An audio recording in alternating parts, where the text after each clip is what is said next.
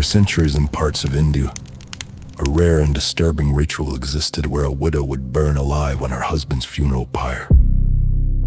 This practice, known as sati, was never common across Indian society as a whole.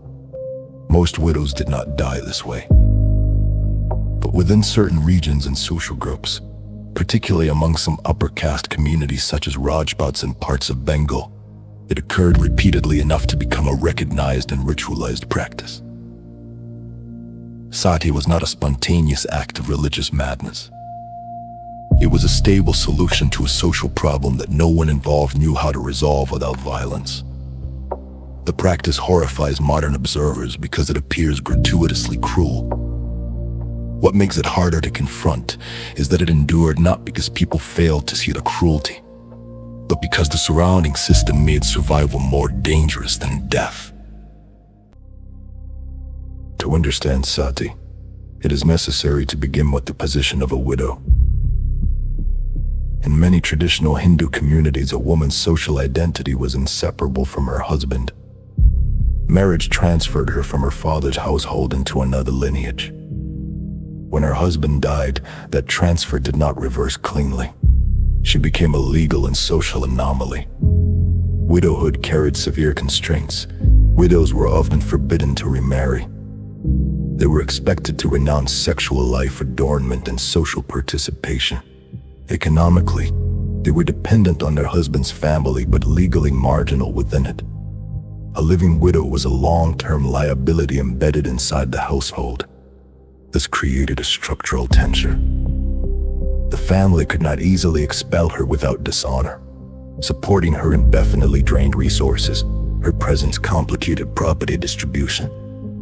In communities where sati existed, the ritual resolved all of these problems at once. The ritual itself was public and formalized. After the husband's death, the widow was brought to the cremation ground. She was bathed, dressed in ceremonial clothing, and sometimes adorned as if for a wedding. In some cases, she was intoxicated with opium or alcohol. The pyre was built high to ensure complete combustion. The husband's body was placed at the center. The widow climbed onto the wood beside him while priests recited prayers and relatives circled the structure. When the fire was lit, the ritual crossed a point of no return. If a widow attempted to rise or flee once the flames spread, witnesses described relatives and attendants forcing her back with long bamboo poles or holding her in place. The crowd did not merely observe the ritual. It ensured that hesitation could not undo it. Death was rarely instantaneous. Smoke caused disorientation. Flames spread unevenly through the stacked wood and cloth. The spectacle was meant to be final and unquestionable.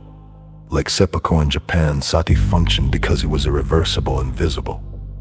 It converted a socially ambiguous figure into moral clarity. A widow's death was framed as devotion. The family's burden disappeared. Property lines stabilized. The community witnessed loyalty made permanent.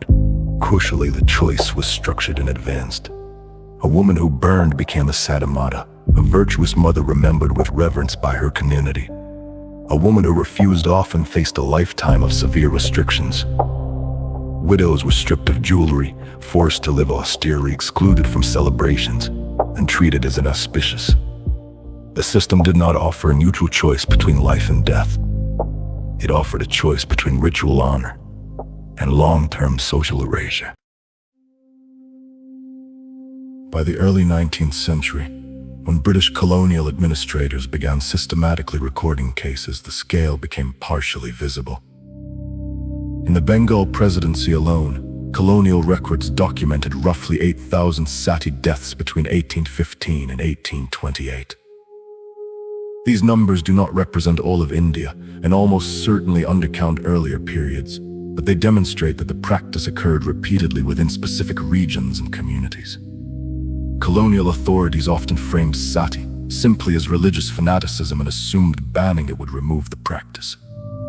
In 1829, the British administration formally outlawed sati in Bengal. Yet enforcement proved complicated, not because villagers failed to understand the law, but because the underlying pressures remained. A widow spared from the pyre still faced social isolation, economic vulnerability, and suspicion. Survival without status did not automatically become liberation.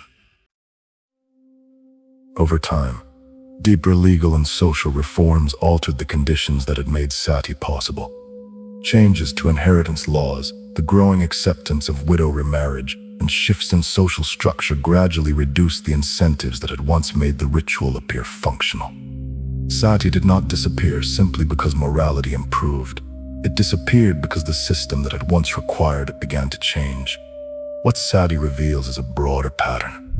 When social systems offer no viable path forward for certain people, irreversible sacrifice can become normalized. Death resolves contradictions that life cannot. This logic is not unique to one culture or period. It emerges wherever honor, property, and identity intersect without stable exit options. Sati was not about faith overpowering compassion. It was about a society eliminating ambiguity at the highest possible cost.